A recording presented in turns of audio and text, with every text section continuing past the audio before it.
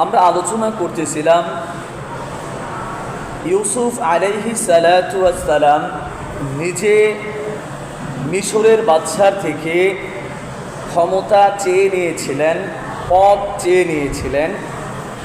ইউসুফ আলাইহিস সালাতু ওয়াস সালাম যখন দেখলেন মিশরের বাদশাহ যখন ইউসুফ আলাইহিস সালাতু ওয়াস সালামকে আপন করে নিতে চাইলেন এবং নিজের ঘনিষ্ঠ বানাতে চাইলেন, একান্ত সচিব বানাতে চাইলেন, এবং তিনি বলেছিলেন ইন্নাকা আল-ইয়াওমা লাদাইনা মাকিনুন আমিন, নিশ্চয়ই আজকে আপনি আমাদের সামনে সম্মানিত এবং বিশ্বস্ত হিসেবে প্রতিষ্ঠিত হলেন। ইউসুফ আলাইহিস সালাতু ওয়াস সালাম তার কথার ভঙ্গিমায় বুঝতে পেরেছিলেন যে তাকে ইউসুফ আলাইহিস সালাতু ওয়াস সালাম এখন যা বলবে তাই তিনি শুনবেন, এবং এই যে সামনে যেই দুর্ভিক্ষ আসছে এই দুর্ভিক্ষ থেকে জাতিকে রক্ষা করতে হলে এবং আসন্ন বিপদ থেকে উম্মতকে উদ্ধার করতে হলে একজন বিশ্বস্ত মানুষের দরকার যে অর্থমন্ত্রীর দায়িত্ব পালন করবে এবং এগ্রিকালচার অর্থাৎ কৃষি বিষয়েও তার পর্যাপ্ত পরিমাণ জ্ঞান আছে এবং তার অর্থ মন্ত্রণালয়ের দায়িত্ব পালনের অধিক যোগ্যতা আছে। কারণ এই দুইটি পদই হলো বিশ্বস্ততা এবং দুর্নীতিমুক্ত থাকতে হবে। তাহলে সামনের এই 7-14 বছর এই উম্মতের উপর কোনো বিপদ আপদ আসবে না। এই জন্যই ইউসুফ আলাইহিস সালাতু ওয়াস সালাম এমন গুরুত্বপূর্ণ পদটা নিজেই চেয়ে নিলেন।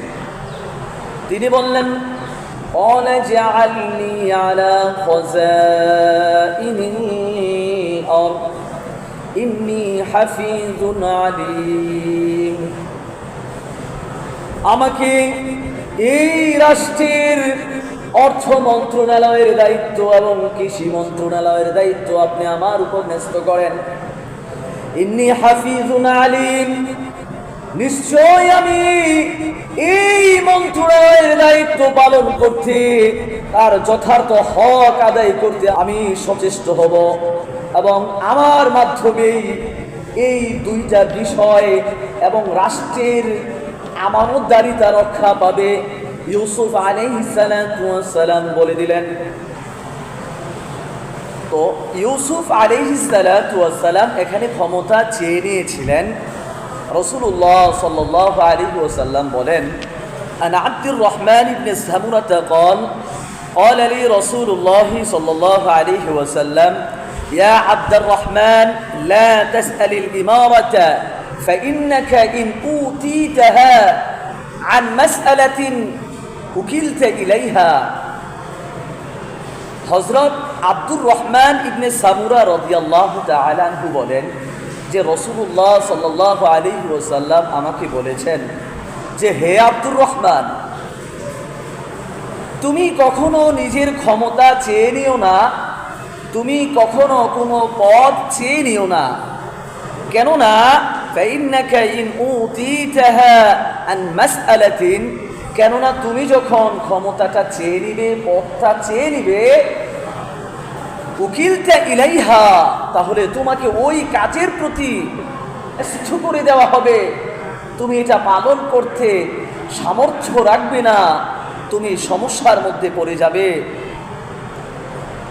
ওয়া ইন উতিতাহা মিন গায়রি মাসআলাতিন উইনতা আলাইহা, আর তুমি যদি কোনো পদ বা ক্ষমতা বা কোনো একটা দায়িত্ব চাওয়া ছাড়াই তোমার কাছে চলে আসে, তাহলে তুমি সেটাকে গ্রহণ করবে।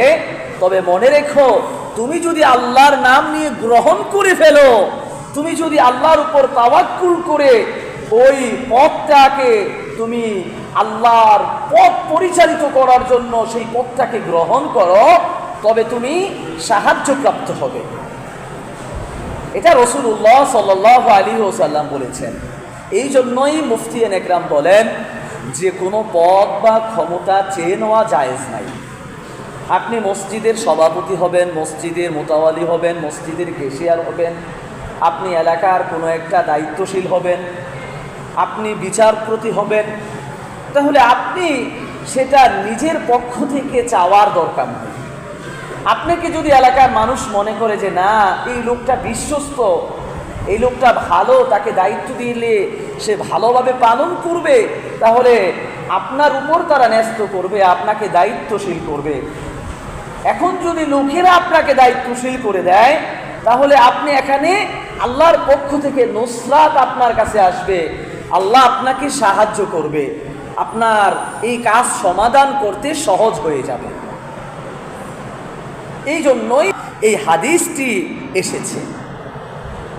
তাহলে এখানে যে হযরত ইউসুফ আলা নবিয়িনা আলাইহিস সালাতু ওয়াস সালাম ক্ষমতাটা চেয়ে নিয়েছিলেন, এর ব্যাখ্যা হচ্ছে মুফতিয়ান একরাম বলেন, ওলামা একরাম বলেন, যদি আপনি এমন কোনো পথ দেখেন, এমন কোনো অবস্থা দেখেন যে আপনি ছাড়া এই এলাকার মধ্যে এমন বিচার কাজ করার মতো, মসজিদের কেশিয়ার দায়িত্ব পালন করার জন্য, সভাপতির দায়িত্ব পালন করার জন্য, বা এমন কাজটা করার জন্য আপনি ছাড়া অন্য যোগ্য ব্যক্তি কম আছে বা আছে, কিন্তু সে দায়িত্ব পালন করলে কিছুটা সমস্যা তৈরি হতে পারে, আমি দায়িত্ব পালন করলে আরেকটু ভালো হতে পারে, তাহলে এদিকে লক্ষ্য করে যদি কেউ নিজে ক্ষমতা চেয়ে নেয়, তাহলে সেটা ওলামা একরাম দূষণীয় কিছু বলেন না।